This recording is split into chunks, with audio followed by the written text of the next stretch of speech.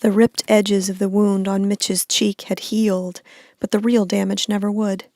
His brother, his blood kin, the psychopath, had escaped from prison.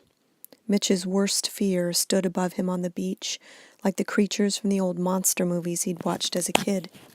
He'd stopped watching those flicks when he'd learned that man was the greatest monster of all.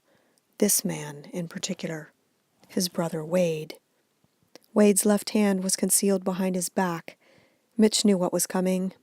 Wade had him pinned right and proper. Wade was smart, probably smarter than Mitch.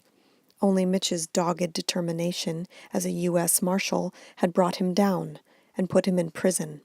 But now Wade had the upper hand in every way. "You're an idiot, Mitch," he told himself. Aloud, he said, "Finished those prison sentences already?" "Prison didn't agree with me," Wade smiled, teeth glaring white in the sunlight. "And I had a few debts to settle up, of course." Now the hand came around from behind, and Mitch saw the gun. He knew it instantly, bile rising in his throat. "You recognize it, I can tell." Granddad's revolver. Passed down to their father. The first time he'd ever fired a gun had been that revolver, his father standing tall and proud behind him. He'd loved that gun. I wondered where it got to.